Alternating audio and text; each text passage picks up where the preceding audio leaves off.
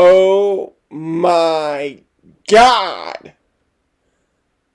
Joel Embiid is the greatest center in 6'3". He is officially surpassed Moses Malone. Now, I know some people would say, there's Will Chamberlain. What's up, Will Chamberlain? Okay.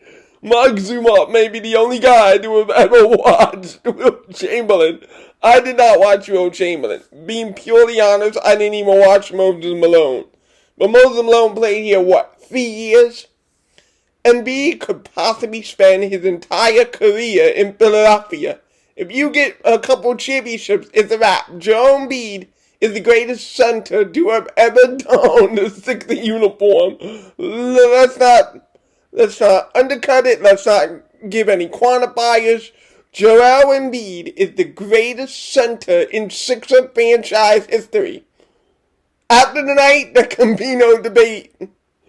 He carried this supporting cast has continued to disappoint me game after game after game after game. Now, give Tobias Harris credit. He played a strong game himself. Tobias Harris, Troy 2 points, 12 rebounds, 7 assists.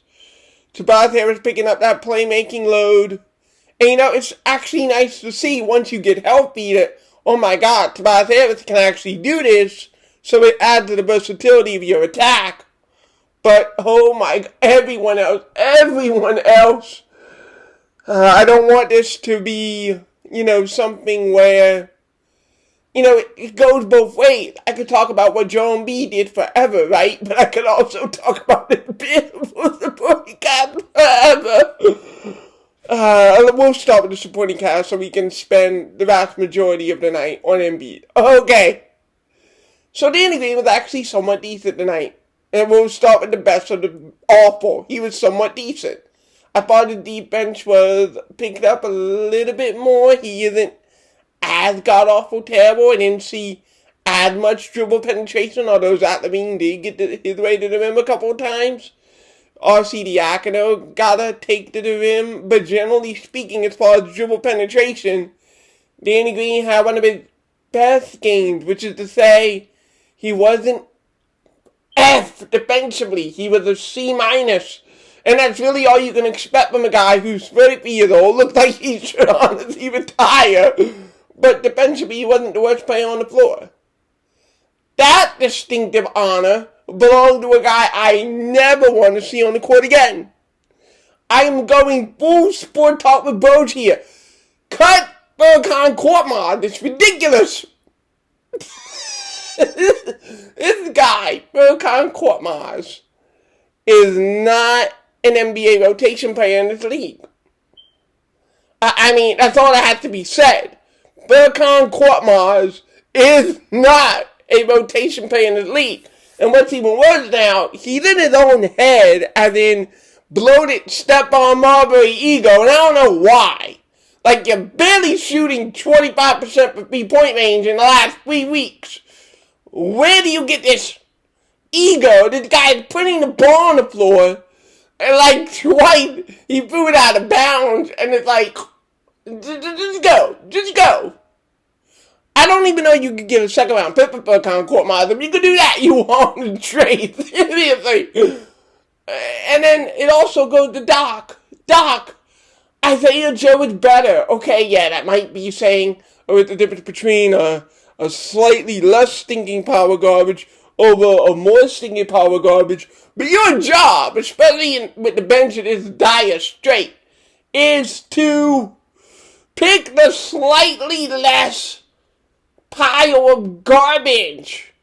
And that's what Isaiah Joe is, as a rookie. And to be fair, I don't even want to use the word garbage for a rookie. A rookie is a rookie. That's why even though Tyrese Maxey had the worst game of his professional career, it's game 23-ish or so.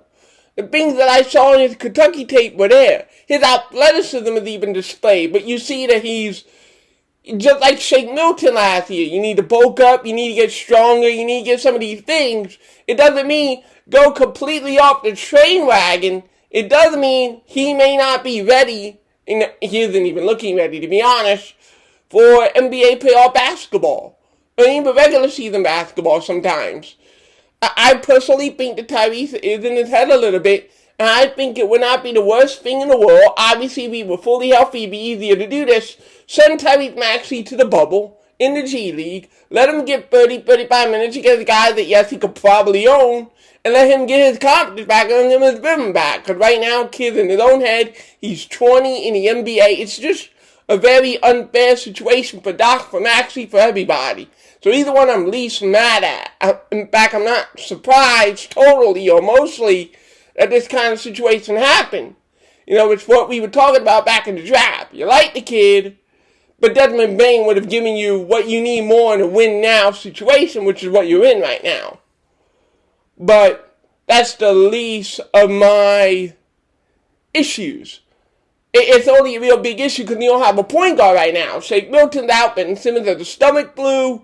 And oh my God, Ben Simmons may not be a traditional point guard. He may not be the, as Brett Brown called it, live ball guard that I would really like next to Joel Embiid. But, I know that Ben Simmons is a playmaker. And right now, you have zero playmaking. And it really hurts your team. So you're able to win these couple of games without Ben Simmons, but it's really Chicago and Houston lost those games, and thank God you had those games on the back end of the schedule after the West Coast trip. You needed games like those. You needed opponents like those so you're able to stack up wins. So the next time you're like, oh, they didn't play anybody, that's the point. You can't always play top 5 teams. You got to be able to have some of these games that you can safely put in a win column for playoff seeding and for home court advantage throughout the playoffs. And frankly, just to be able to win them when you're dealing with injury issues, coronavirus, etc. like this. So yeah, these games are important. These games do matter, and you're able to pull them out. So thank God for these games. It's kind of my counterpoint to, I listen to all Philly broadcasters. I listen to a Philly 500 when it comes to football. I listen to some of my friends, RB and DJ, A2 Radio. I listen to these guys. And I listen to Bones. And so Bones' point typically is, oh, you did these a bad team, so you don't know anything. And it's like, maybe not entirely. It's not, Rudy Gobert or the Jazz, not LeBron James and the Lakers, yeah. But you learn that your benches really is crap. But more importantly, that securing wins like this is important for the standings. Not all of the 82 games, only 16 teams make the playoffs. There's 30 NBA teams, and 16 of them make the playoffs. That means the other 14 teams that you play, 14 times 2, 28 games a year, are going to be against bad teams. My point to Bones is you got to execute on those games. Those games are important. They don't have no meaning. They're on the schedule for a reason. That's my point on that one. But Tobias Harris played great. He was decisive attacking the rim. That I mentioned this a couple of times, not on YouTube, but I mentioned this when I was posting on R6's Reddit back then. This might get me some lack of followers, who cares? I was known as quote-unquote Golden King of Darkness. That was a name. It was just a nickname, whatever. You'll see so many funny nicknames on chats and Twitters and whatnot. It's supposed to be anonymous, okay? But anyway, I was on their Reddit, and I was talking about when Brett Brown was here. I was like, the Embiid Reddit dribble handoff is not how you run that play. It's really not. The way you run that play is, the way we run it, period. You see Seth Curry getting a handoff, and he's able to dribble drive into the rim. You give a handoff to Tobias Harris, he's able to get to the rim. Or you can hand it off to Maxey. I'm still waiting for us to run a dribble handoff to Ben Simmons. I would like to see that. The play is meant to get someone driving to the hole, not to open up a jump shot. That's what I was upset about. That's what everyone was upset about, because you couldn't move the ball side to side. When you were running it with Redick, you only got two things.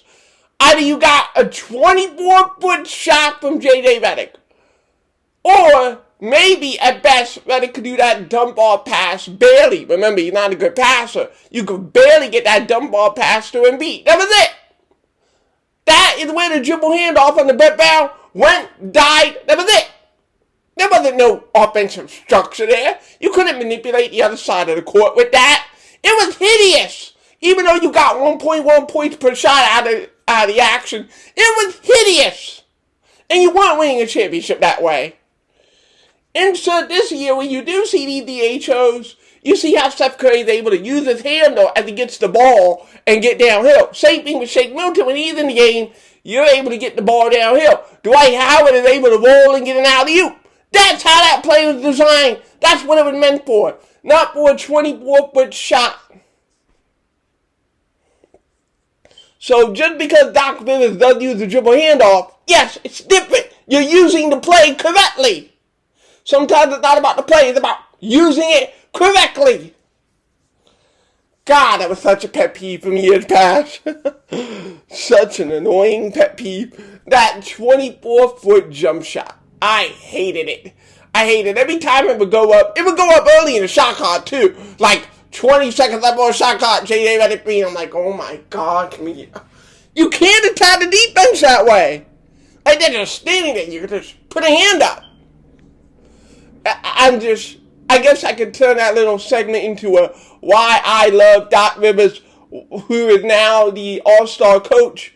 You can see that there is a monumental difference in I'm using the play correctly, I'm getting more out of less, which is the big thing and the big thing you were lacking the last couple of playoff runs. You just didn't have a guy on the sideline who could make more and less. You know, play, coach is coach, right? But the coaches who coach can make a player better. And that's what Doc Rivers is generally able to do. So I know the counterpoint is going to be, well, why ain't not this bench? Well, honestly, it's truly limited. Burkhan Korkmaz can't create his own shot. And like I said earlier, I don't want him ever to do it again. I don't want him on this team. I don't want Burkhan anywhere on this roster. Danny Green, if you can move Danny Green to the bench, a lot of things we complain about go by the wayside. He's not a starting wing anymore, but if he's a wing off the bench, you know, and if you guard the Lou Williams of the world, or you guard just some second string dude who's also not a starter, it's better for you than, you know, Danny trying to guard a Zach LaVine or whatever, or Donovan Mitchell or Jordan Clarkson, and getting his ass blown by. That's the difference. If we can move Danny Green to the bench, mission accomplished. And then you get the love what Danny Green brings in terms of being a corner 3-point shooter. Basically, Danny Green should be taking Burkhan Korkmaz's spot right now.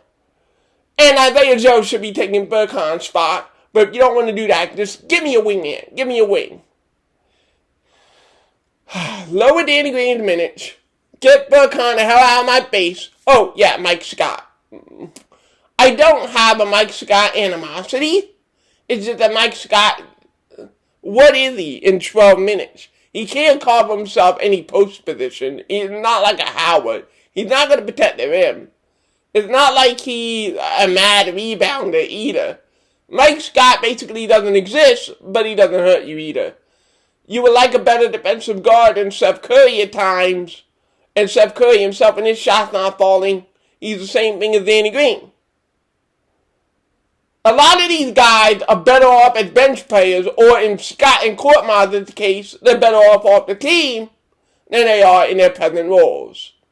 So put it this way, we're 20-10, right? What this game showed me is that this bench has probably cost you half of your 10 losses. Right there. Not even mentioning, obviously, you know, Adam Silver caring more about money, caring more about the NBA bottom line than caring about the health of the team. And so you lose the Denver game and some of these other games because of the quote-unquote health and safety protocol. Go hear Kevin Durant about that. Health and safety protocol, right? Bullshit. So you lost 5 games because of that and because your bench is shit. It's really why you lost half the games. And see, this is the other benefit to Doc Rivers. Once you have a great coach, we have a great coach, right? Now we can laser focus on the players and be like, okay, what are you bringing to the table? And so now you can look at these guys critically and say, we need a backup small forward or a starting small forward and move Danny Green to the bench. We need a guard, maybe a couple of guards to get better play with Shake Milton when he comes back healthy. We need a backup power forward like Doc Rivers talked about because Mike Scott ain't doing shit. And maybe at times I thought Dwight Howard clogged up the offense because he's not the best popping roller to the rim. It's not like he's some flash to the rim like an Amari Stoudemire. He's more of a slow roller, if you will. He'll take 2 or 3 powering steps. And because he's slower to the rim than not, it allows you to cover the pick and roll a little bit easier. So you would like a spot 5. But quite frankly, that's the farthest thing from the mind right now because there are more pressing issues than, oh, I need a space 5. I need a Brook Lopez type of center at the backup 5 spot. Really, really far on my priority list for the trade deadline, buyout. But if you did sign Ilyasova, he could fill that small ball center role, and I'd be good with that. Okay, I'm going to try and get back to the main topic. Joel Embiid.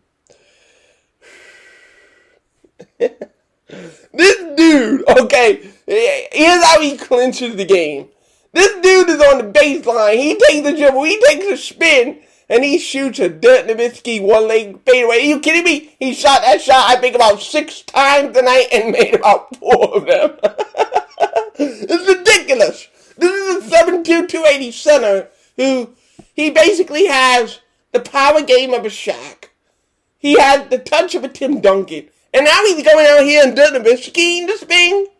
The dude is unguardable. He is practically unguardable.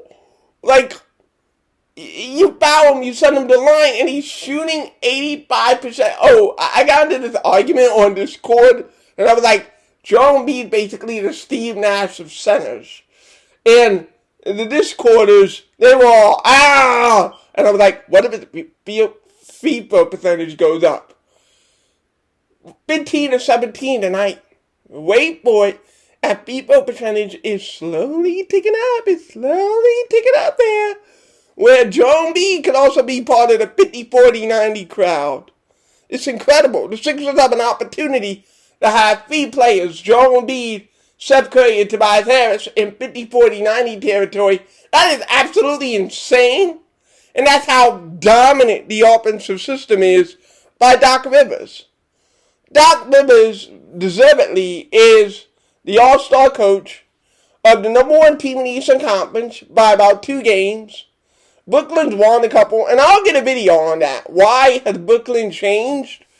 A little bit of a hint, they've gone small ball. They've gone real small ball. The Nets were like, okay, if we don't have any interior defenders, let's get the best perimeter defenders we have. Bruce Brown, a guy I like, coming out a couple of drafts ago. A wingman. So they put Bruce Brown in there, and they put Joe Harris at the 4. And it's really allowed them to be quicker to the ball, really attacking the perimeter. And I think that's what they're going to have to do. You're not going to get a real good backup or quality starting center with what you have unless Drummond gets bought out. And even Drummond isn't that great, but obviously be a better option than what they have. So if you don't have any bigs, be the best perimeter defensive team you can be. And I think that's what's getting them that 5-game win streak. And if they can sustain that defense, then yeah, Brooklyn Nets can enter this conversation. I mean, they're the number 2 seed right now, so yeah, they're in the conversation. Even though we did beat them, obviously without Durant, I think without Irving, yeah, Irving went out with the stupid little big injury. Crap. Iverson would have played that one now, so we're going to compare Irving to Iverson. Iverson would have played with, and he would have designed that finger to tap around, and he would have played. So don't ever compare Kyrie Irving to Iverson until Irving is willing to play with a little pinky injury. Okay? Hey, just from a Philly fan perspective, if you're going to, I'll end this great video like this. If you're going to compare someone to the little goat, He better be with the heart and the determination of the little goat. Our little goat would have played with a little pinky finger. Easily. Question. So, this is in reverence for the little goat. And I am in reverence for the big goat tonight. He was outstanding. He was sensational. He was unstoppable. He was the greatest center in NBA history tonight. There was nobody, not Shaq, not Wilt, not Duncan, not Kevin Garnett. There was not a human being alive who ever played basketball who could stop the dominance of what we saw tonight. Six of the universe, man. We win 2 straight, 2 ugly ones. Daryl Morey can attack this at the deadline. I am super confident. We got Doc Rivers and we got Daryl Morey. We are in prime position to take this home. So be confident, Sixer fans. We got this. We're still in the championship run. Number 1 seed in the East, All-Star break. Six of the universe signing off. Peace.